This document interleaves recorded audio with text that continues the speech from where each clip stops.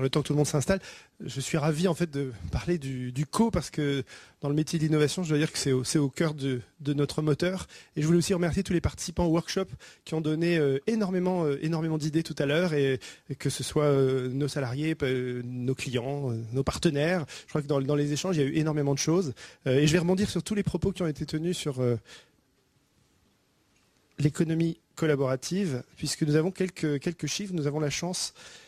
Alors, je vais revenir sur le point du paradoxe français effectivement, les Français disent que nous sommes dans une économie, une société d'individualisme, mais maintenant, si on leur demande, ils sont 88%, si on leur demande est-ce que l'entraide et la solidarité font la différence quand les temps sont durs, alors là, ils sont aussi à peu près le même nombre à dire oui, c'est peut-être là que va se trouver la solution. Donc le paradoxe est là, mais si on regarde dans nos suivis en fait des pratiques, et notamment dans notre baromètre de l'engagement durable, quelles sont les pratiques qui sont en développement, et notamment des pratiques qui ont été citées, donc pratiques collaboratives, on voit émerger un nouveau profil, un profil que sont les acteurs solidaires, qui sont à la fois plus engagés socialement, mais aussi qui pratiquent de nouvelles formes de consommation. Ce seront par exemple du partage d'appartements, du covoiturage, ce sera du financement partagé, ce sera de l'achat groupé.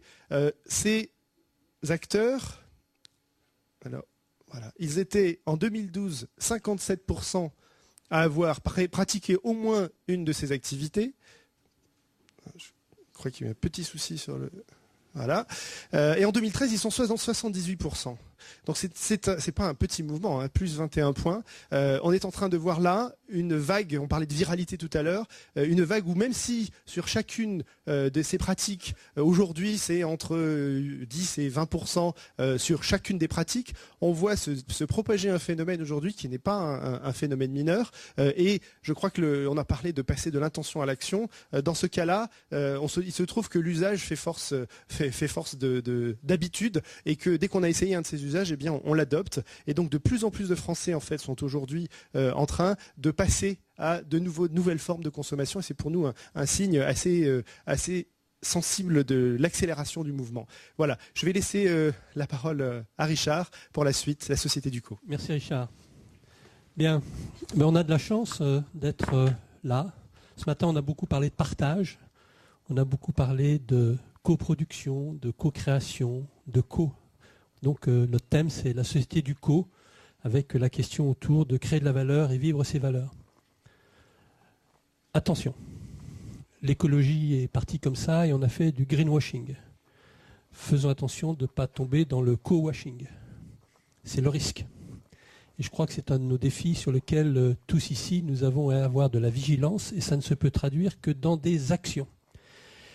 Et on a de la chance aujourd'hui, c'est que nous avons à la fois Roger Su, Patrick Vivray, qui ont à la fois pensé, qui agissent et qui inspirent depuis longtemps ces questions à la fois du lien social, de rapport à l'économie quaternaire, et des questions sur les nouvelles richesses et comment résister et inventer des nouveaux modèles alternatifs, mais concrets et réalistes, par rapport au modèle d'une économie de la propriété, dans lequel comment on peut passer à une économie de l'usage réel, concrète et efficace. Et puis, deux personnes qui finalement mettent en œuvre, agissent, font, concrétisent. Je crois que c'est notre défi. Moi, j'aimerais simplement dire une chose, c'est que peut-être on a un moment particulier dans ce forum. C'est qu'on instancie quelque chose, on instancie des idées, on pose des choses, mais on doit les traduire. Et moi, j'aimerais, et c'est toute la chorégraphie qu'on a essayé d'installer avec Véronique, Joël et Gilles, c'était de se dire, finalement, on a semé des graines depuis ce matin, on va continuer à en semer. Et moi, j'aimerais bien qu'on ne va pas faire, j'irais pousser 1000 fleurs, comme disait l'autre, mais d'essayer quelque part de s'emparer de tout ça. On va avoir un site, le forum va continuer, et je pense que sur le co, nous sommes tous dans la co-construction de cette économie nouvelle. Alors, je ne vais pas vous présenter, je vais vous laisser vous présenter vous-même, parce que la tradition de tout ça. Alors Roger Su, je dirais, vous êtes un des... J'aime pas bien le mot parrain, parce qu'a utilisé activement notre amie Véronique. J'aime bien ce que j'appellerais un pilier, un fondateur, un acteur de cette, finalement, de ce groupe des 10. Vous êtes très engagé sur les questions de lien social, de ces réflexions-là. Et j'aimerais que vous nous disiez finalement comment vous voyez-vous cette société du co, ces défis, ces difficultés, avec toutes les études que vous avez conduites, mais aussi les réflexions que vous conduisez dans vos recherches. Merci. Oui, c'est vrai que dans Transversal, il y avait aussi cette idée de matrice du lien social. Voilà, moi, ma profession est celle de sociologue, donc le sociologue s'intéresse beaucoup au lien social. Le lien social bouge. Et le lien social est vraiment la matrice révolutionnaire. Pas de droits de l'homme sans représentation de l'individu. Quand on pense la société qu'à travers des communautés instituées, il n'y a pas d'individu, il n'y a pas de droit de l'homme. Il n'y a pas de révolution. Et l'idée que je défends, pour faire court, est que nous avons eu le tort d'opposer individualisation et socialisation. Et que nous en sommes encore là.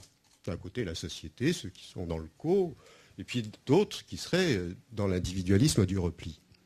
Or, si vous y réfléchissez, être un individu, c'est pas être Narcisse. D'ailleurs, Narcisse, ça se termine mal pour lui. Il tombe dans le puits, amoureux de son image. Donc Narcisse, c'est pas l'individualisme. L'individualisme, c'est quelque chose qui communique avec l'autre. Je ne peux être, comme disait Lévinas, je ne peux être moi-même qu'à travers les autres. Proudhon le disait avant. Et tout le XIXe siècle n'a cessé de dire que l'individualité ne peut se réaliser qu'à travers, effectivement, les autres.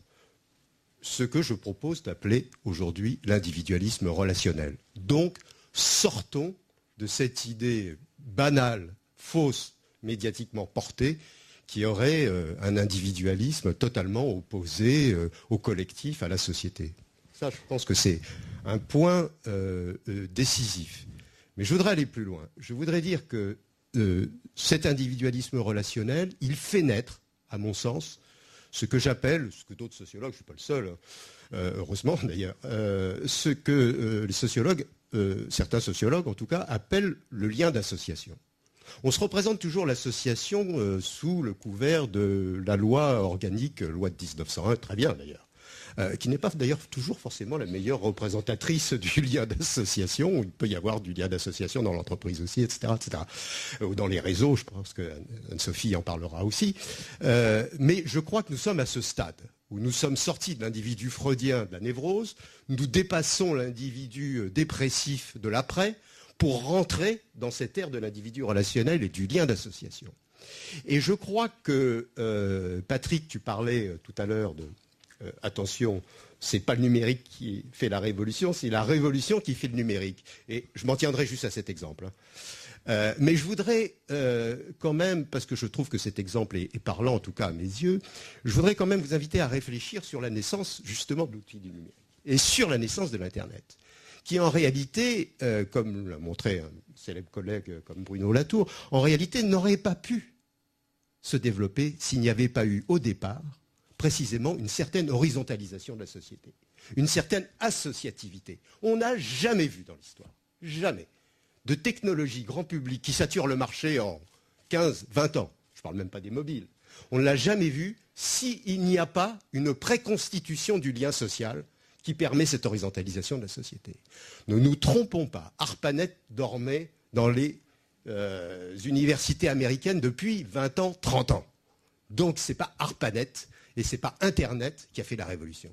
C'est franchement l'associativité qui a permis ce développement du réseau. D'ailleurs, le mot réseau est formidable, hein, puisque association, réseau associatif. Alors, juste un mot après. Il faut bien voir que donc ces développements, cette économie de la connaissance, ce sont les choses positives qui viennent vers cette associativité. Mais en même temps, et c'est ça que je voudrais faire passer, en même temps, il faut comprendre que cette associativité, qui est plutôt sur le lien horizontal, se heurte à des structures verticales.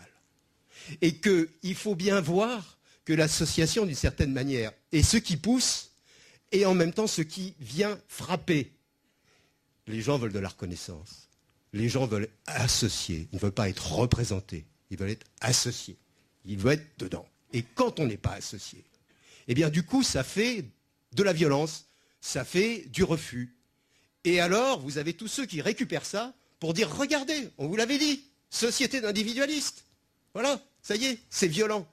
Alors que c'est l'incapacité d'aller jusqu'au bout de cette matrice sociale qui passe par l'association.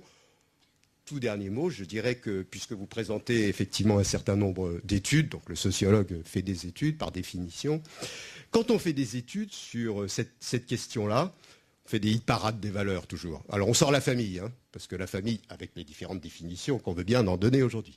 Mais si on sort la famille, parce que la famille sort toujours en tête, 90%, oui, la famille c'est un truc important, même si chacun y met un peu ce qu'il veut. Ce qui vient après, toujours, c'est l'association. Donc il y a un imaginaire associatif, c'est ça que je veux dire. Il y a un imaginaire associatif dans notre société qui est absolument fabuleux. Simplement, voilà, la question resterait comment on le fait fructifier. Merci Roger.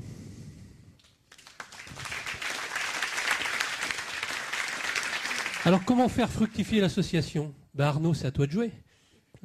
Parce que quelque part, tu es exemplaire, acteur, je dirais militant, réalisateur dans toutes ces questions-là, mais tu es dans la réalité, c'est-à-dire dans la réalité à la fois du concret, de l'association, de la réalisation, et tu te batailles sur ce monde vertical dont nous parlait Roger, dans une logique transversale, efficace. Parle-nous de ton expérience et de ton regard sur ce qui est en train de se passer finalement avec ton expérience à Babylone. Merci d'abord, merci de m'avoir invité. D'abord, je ne suis pas du tout exemplaire, je n'arrête pas de faire des conneries, mais anyway, simplement, j'aime bien la notion d'associativité, parce qu'effectivement, c'est elle qui crée le lien, et surtout, c'est elle qui crée l'engagement. Aujourd'hui, on a une problématique, c'est qu'on vit si on regarde l'ancien monde, on vit dans un monde de paradoxes. On vit dans un monde de paradoxes, c'est toujours les éternelles règles des 90-10, etc. Moi, quand je regarde mon univers, moi j'étais banquier de gestion de fortune pendant 12 ans. Je n'ai pas le look, mais j'ai été banquier. J'ai fait ma crise d'adolescence à 40 ans. C'est très frappant dans la finance de voir ce paradoxe, ces contrastes où vous avez une finance aujourd'hui, grosso modo, quand on regarde les chiffres, vous avez à peu près 6% de la finance qui est affectée à l'économie réelle. Vous avez 94% de la finance du monde qui ne finance rien du tout, si ce n'est elle-même. D'accord ? Et quand vous regardez de l'autre côté de la chaîne, donc ce que la finance est censée financer, c'est-à-dire des projets fondamentalement.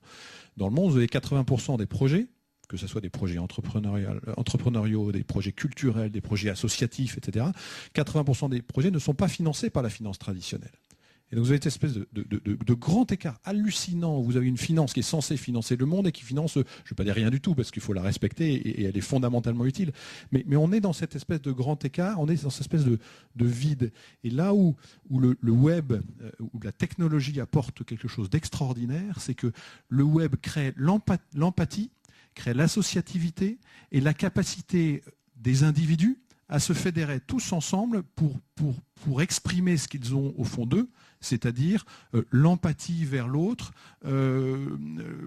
l'engagement vers l'autre, etc. Et c'est ce qui fait que grâce au web, la communauté du monde, les internautes, vont se fédérer en fait pour tout simplement combler le vide de la finance. La nature a horreur du vide et c'est ce qui est en train de se passer dans l'univers du financement participatif, c'est que dès lors qu'on donne au public l'outil, la capacité de combler ce vide, eh bien les gens y vont parce que les gens ont envie de s'engager, les gens sont fondamentalement bons, les sondages le montrent au-delà de l'individualisme. Et donc c'est ce qui explique l'immense succès du crowdfunding aujourd'hui. C'est toutes ces plateformes de financement de projets, il y en a une nouvelle tous les jours. En 10 ans, il y a... Oui, alors on a parlé, il y en avait 500 l'autre jour, oui. Et en fait hier j'étais à l'Union européenne, à la Commission européenne qui est en train de s'emparer du sujet, enfin ils vont mettre 3-4 ans avant de réguler le truc, mais ils ont fait une étude et eux ils en sont déjà à 800, donc ça va très vite, mais grosso modo donc entre 500 et 800 plateformes de crowdfunding, mais il y en a une nouvelle tous les jours. Et le mouvement est très très impressionnant, et surtout quand on regarde en détail, la collecte du crowdfunding cette année, ça sera en cumul depuis une dizaine d'années, ça sera à peu près 5 milliards de dollars, et il y a des études qui projettent à horizon de 2020 une collecte cumulée de 1000 milliards de dollars. Donc c'est un mouvement qui est très très impressionnant, et surtout quand on regarde ce que finance le crowdfunding, c'est là où c'est intéressant. Je vais vous faire un parallèle là encore avec la finance traditionnelle. La banque un jour s'est emparée des sujets d'empathie, des sujets solidaires, des sujets sociétaux. La finance a inventé la finance solidaire. très bel outil. On connaît tous la finance solidaire, sauf que quand on regarde, par exemple, en France, il y a des acteurs qui font un travail remarquable, hein, des acteurs comme Finansol qui essayent de... Donc, il se passe des choses merveilleuses, mais la finance solidaire est apparue il y a une vingtaine d'années. Quand vous regardez aujourd'hui les actifs financiers en France, vous avez 0,1% des actifs financiers en France qui sont affectés à de la finance solidaire. Et mieux, quand vous regardez l'argent qui vient de la finance solidaire qui est affecté à des projets d'impact, à des projets sur le terrain, donc des projets d'accompagnement social, de financement des ONG, du tissu associatif, etc., c'est 0,02%. C'est-à-dire, je disais que en impact, le crowdfunding faisait des choses qui avaient dépassé. Exactement. Et c'est là où ce qui est impressionnant, c'est quand on regarde les chiffres du crowdfunding, c'est tout à fait le contraire. Vous regardez la collecte des plateformes de crowdfunding, que ce soit du don, du prêt, de l'equity online, etc. Vous avez à peu près 20% de la collecte qui est dédié à ce qu'on appelle de l'impact investing, c'est de l'investissement dans des projets sociaux, sociétaux, solidaires. Et si on regarde plus largement, c'est-à-dire l'impact investing plus la philanthropie, vous avez 50% de la collecte du crowdfunding qui est affectée quelque part à des sujets de solidarité. Et ça, c'est quelque chose de très impressionnant, parce que si on fait notre projection à 20 ans et qu'on se dit que si effectivement les 1000 milliards de dollars de collecte sont effectivement réalisés, et clairement on y va, vu les degrés, les taux de croissance de cette activité, on se retrouve avec des chiffres colossaux de 200, 300, 400, 500 milliards de dollars qui vont être affectés grâce au web par des mécaniques financières fondamentalement, mais à de la solidarité, à de l'empathie vers le projet, à de l'associativité, etc., etc. Et je pense que le web à ce niveau-là est en train de bousculer les paradigmes et de créer quelque part une nouvelle forme de société civile transdimensionnel et numérique. Et ça, je pense que c'est un mouvement qui est très très puissant et qui est très impressionnant. Patrick, est-ce que tu penses que justement les initiatives, je dirais, emblématiques telles que celle de notre ami Arnaud, sont une réponse, je dirais, réaliste, concrète, opérationnelle aux problématiques que tu soulèves dans, je dirais, tes nouveaux ouvrages et réflexions sur le fondamentalisme financier, sur les nouvelles formes de richesse, et qu'est-ce qu'il faudrait faire pour être certain que ça dure ?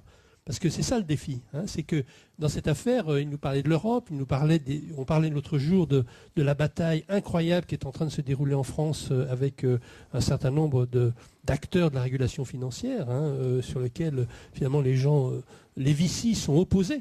Au crowdfunding d'equity, par exemple, il faut bien voir que il y a une grande bataille qui est en train de se mettre en place. Alors comment on peut s'assurer?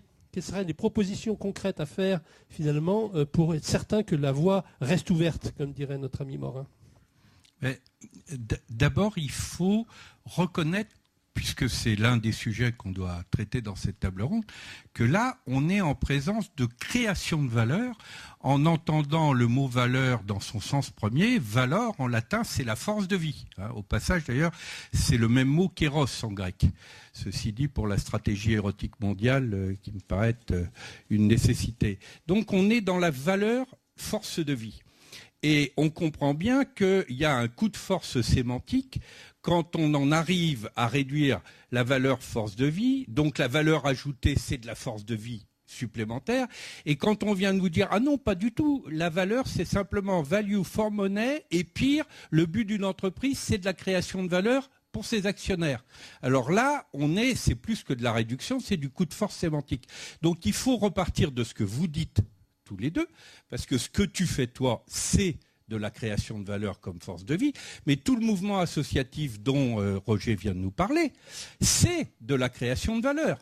Et inversement d'ailleurs, il y a destruction de valeur quand il y a destruction de force de vie. S'il y a une destruction des écosystèmes, même si ça génère des soldes monétaires positifs, c'est de la destruction de valeur. Si vous avez de la souffrance au travail telle que ça génère des suicides dans des entreprises, c'est de la destruction de valeur.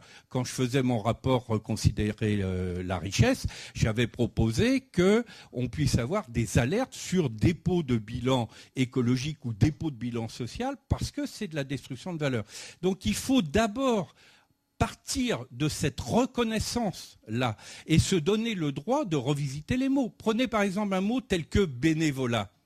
Bénévolat, c'est l'orientation de la volonté. C'est la qualité de volonté, c'est de la volonté bonne. Donc le contraire de bénévolat, c'est pas le salariat. Le contraire du bénévolat, c'est ce qu'on pourrait appeler le malévolat. C'est-à-dire tous les secteurs où il y a de la volonté mauvaise.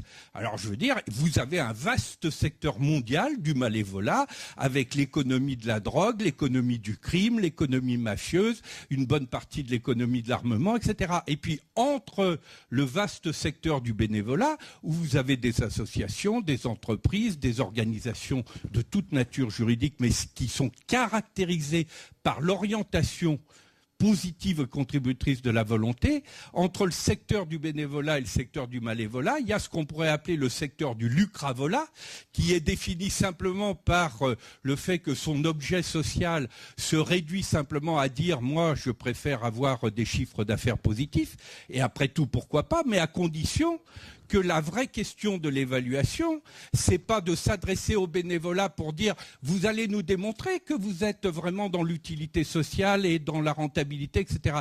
La vraie question, c'est d'aller demander au secteur du lucravolat dans quelle mesure son activité, elle sert in fine plutôt à de la volonté bonne qu'au secteur du malévolat. Parce que quand vous prenez par exemple les paradis fiscaux, c'est un vaste poumon de transferts financiers entre le secteur du lucravolat et le secteur du malévolat. Et donc, si on repart de cette question-là, de la valeur au plein sens du terme, alors toutes les initiatives dont tu parles, au lieu d'être considérées comme sympathico-marginales, elles vont devenir les éléments centraux sur lesquels construire la nouvelle économie contributrice dont nous avons besoin. Et à ce moment-là, on est dans l'anticipation. Anne-Sophie faisait référence à ce trépied du rêve dont on a parlé lors des États généraux de l'économie sociale et solidaire. Là, on est bien dans la vision anticipatrice des nouvelles formes économiques, mais ça vaut tout autant sur les nouvelles formes politiques. On a beaucoup parlé ce matin d'économie circulaire, mais nous avons besoin aussi de politique circulaire, c'est-à-dire de politique pour qui le rapport au pouvoir, le pouvoir est une énergie renouvelable, et d'ailleurs le verbe pouvoir, c'est un verbe auxiliaire qui s'écrit en lettres minuscules et qui n'a de sens qu'avec des compléments. Donc c'est du pouvoir de création qui est démultiplié par la coopération. Si au lieu de l'avoir de la politique circulaire, vous avez de la politique de conquête, de la politique qui organise la lutte des places, eh bien à ce moment-là, c'est le même problème que le nucléaire. Vous avez non seulement des déchets extrêmement toxiques, mais vous avez régulièrement des accidents assez dramatiques dont les effets radioactifs autour de vous peuvent être tout à fait considérables.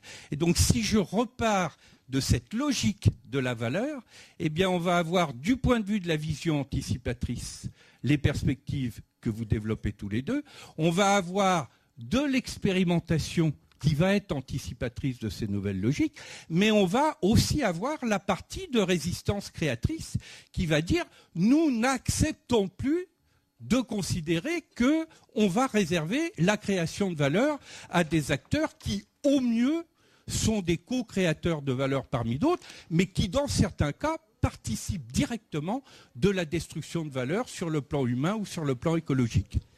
Merci Patrick.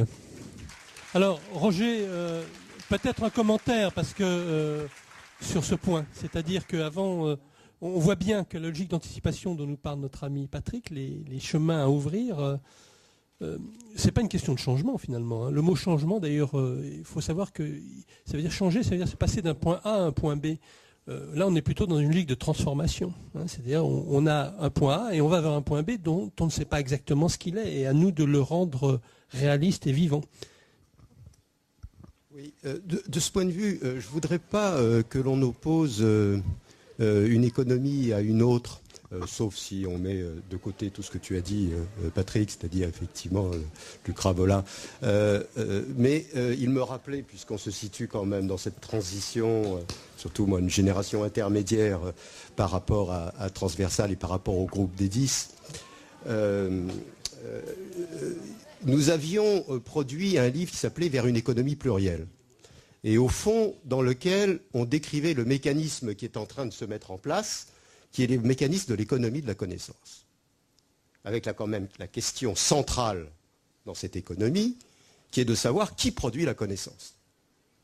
Alors, comme universitaire, je peux vous dire que les connaissances qu'on produit pour les étudiants, s'ils ne savaient que ce qu'on leur apprend à l'université, ils en sauraient fort peu.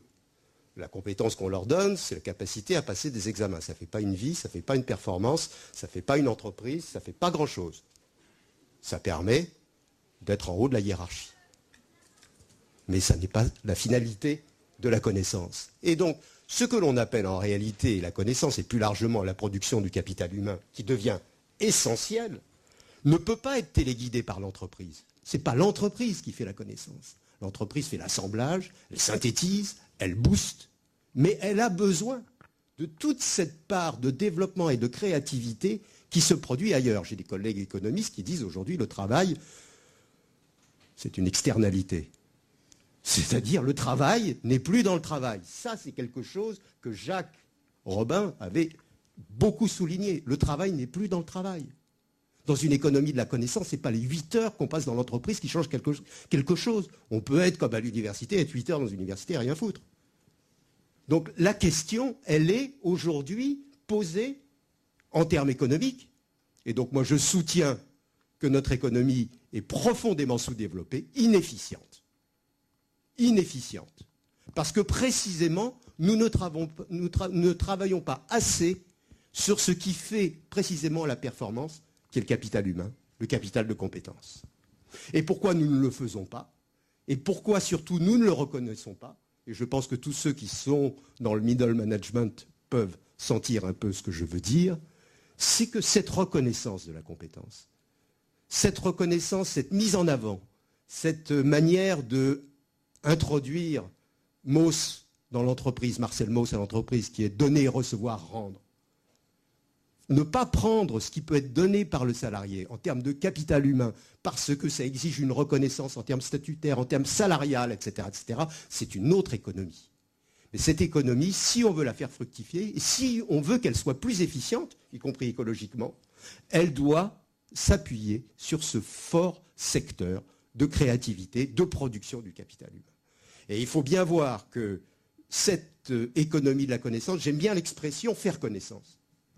Voilà, c'est vraiment une expression, on la doit d'ailleurs à Lévy, qui est content de faire de la publicité pour d'autres livres que les miens, qui est L'intelligence collective, un fabuleux livre, et dans lequel, effectivement, la connaissance, aujourd'hui, c'est la production d'interactivité. C'est pas simplement le crowdfunding, mais prenons aussi, c'est aujourd'hui, pour vous donner un exemple, et puis je termine là-dessus, hein, je ne vais pas être trop long, c'est la NASA qui est paumée dans la manière dont il faut qu'elle transforme le bouclier, enfin, voilà, ne me demandez pas plus, voilà, bon, elle est paumée, et qui fait du crowdsourcing,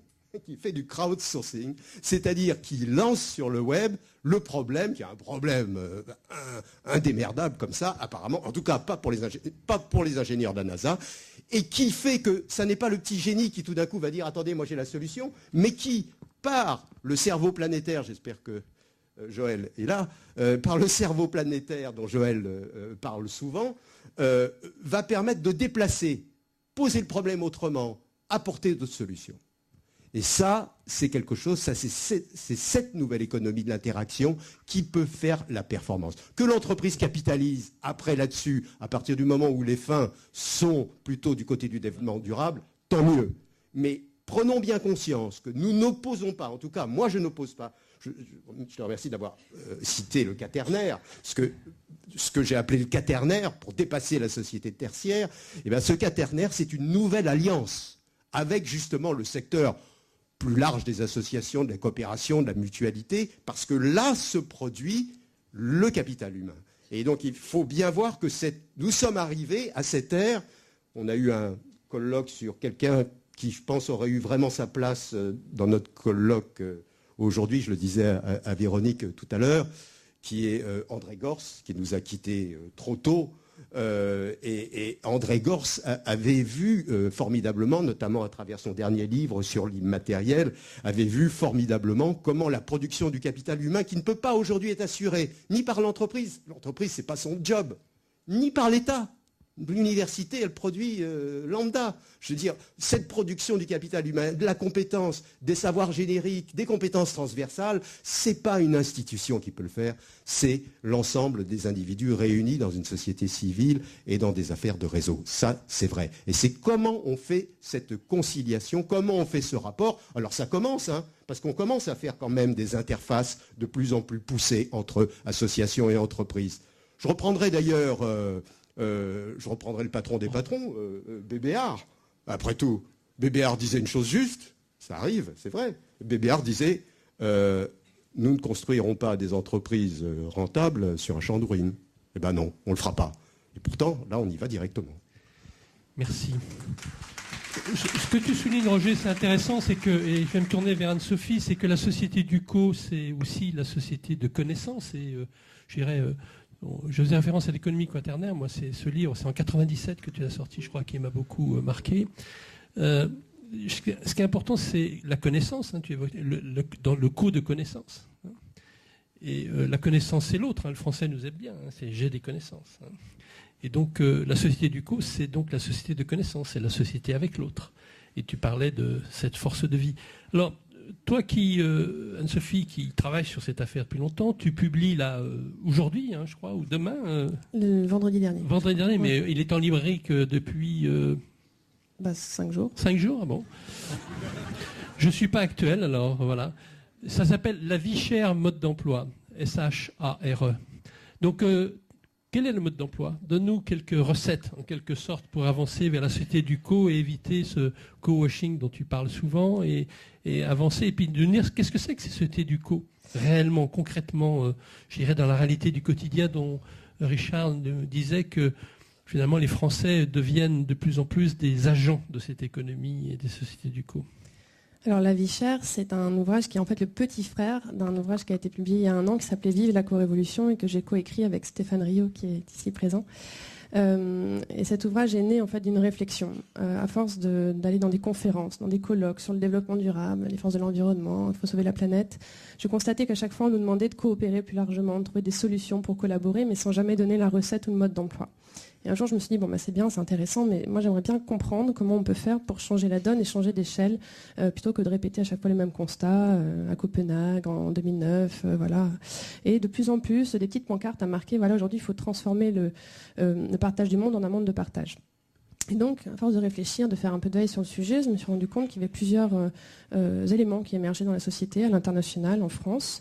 Et donc, la co-révolution raconte, en fait, cette analyse. Donc, on parle naturellement beaucoup d'économie du partage et de consommation collaborative, dont on parlait Tan, Adrien, Célia ce matin.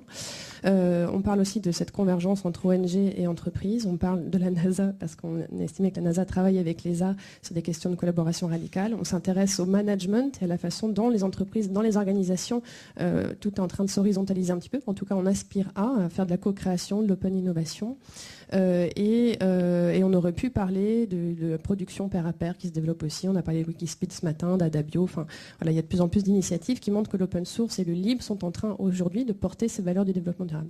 Et c'est là que je me suis dit, en fait, on peut faire la différence dans le sens où on se rapproche ici d'une logique de nudge. Alors c'est l'économie comportementale, l'école de Chicago qui a mis au point la notion de nudge et de petits coups de pouce en fait.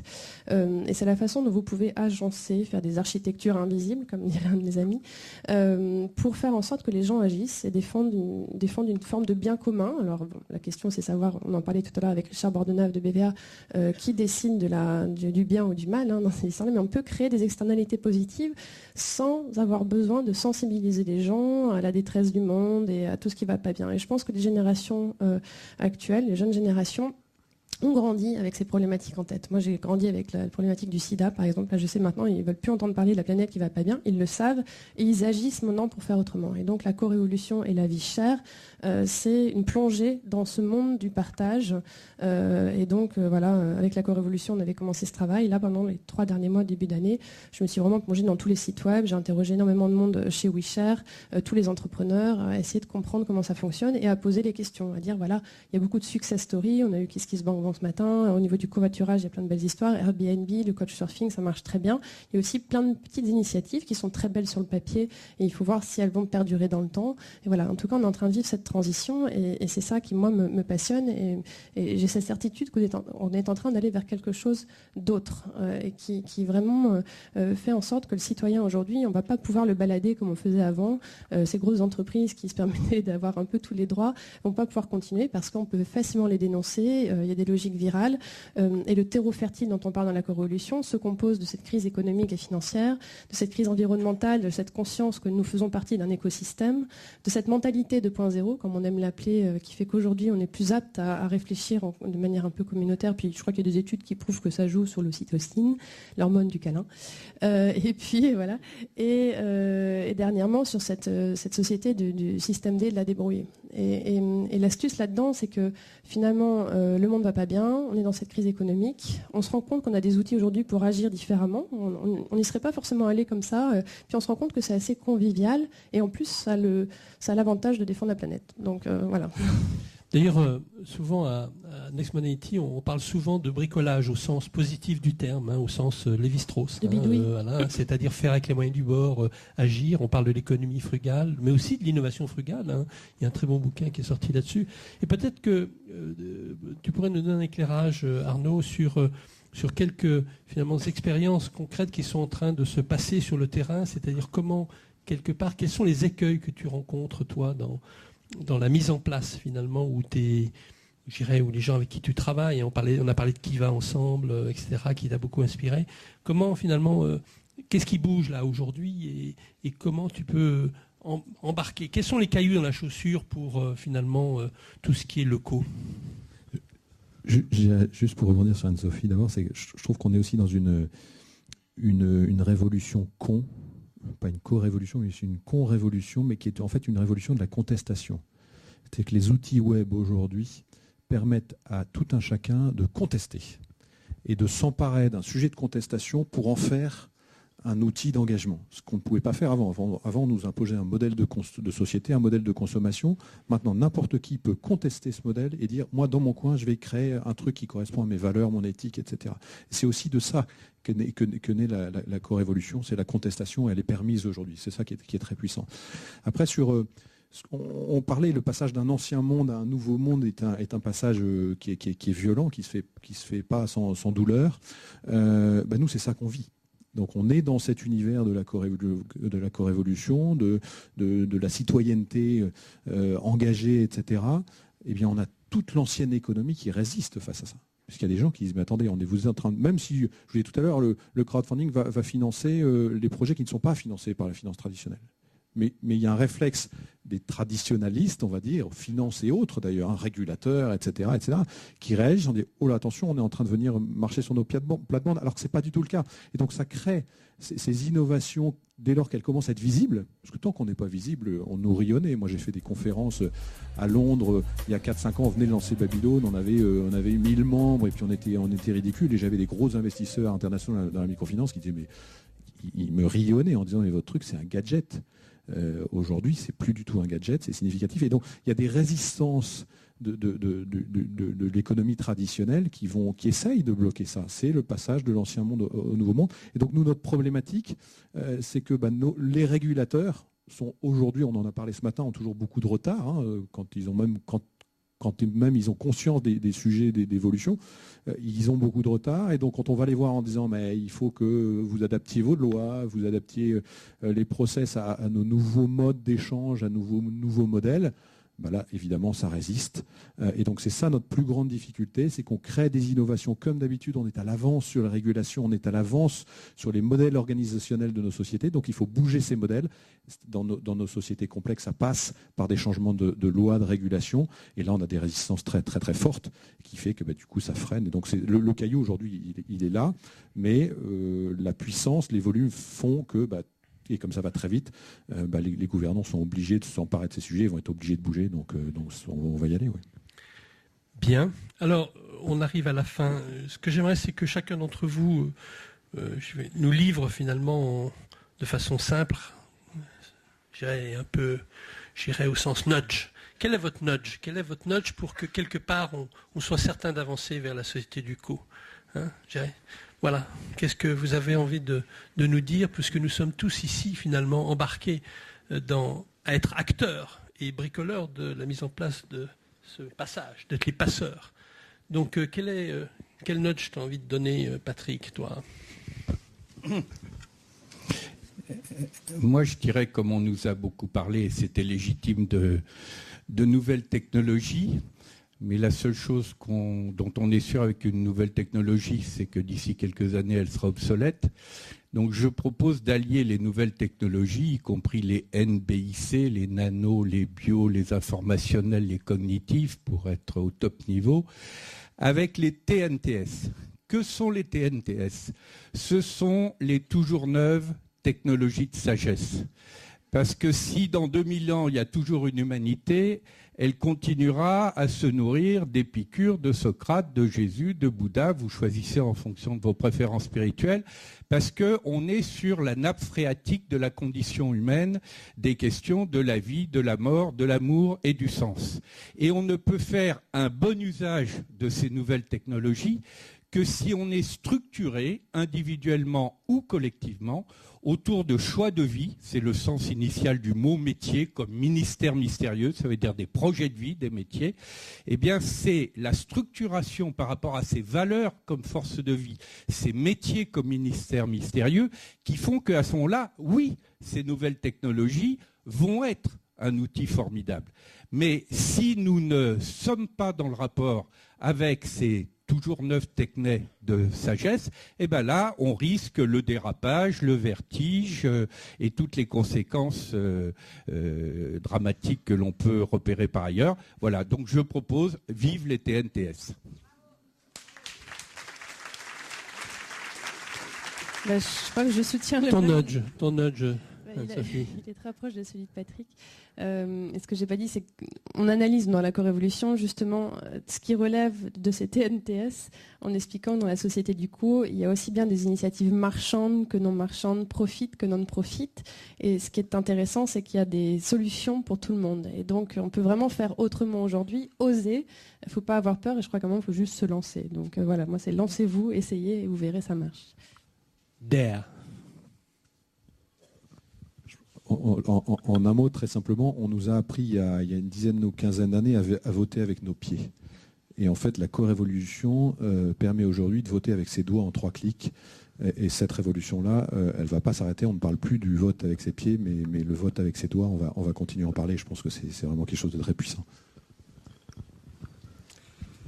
Je terminerai sur l'association, ça ne vous étonnera pas.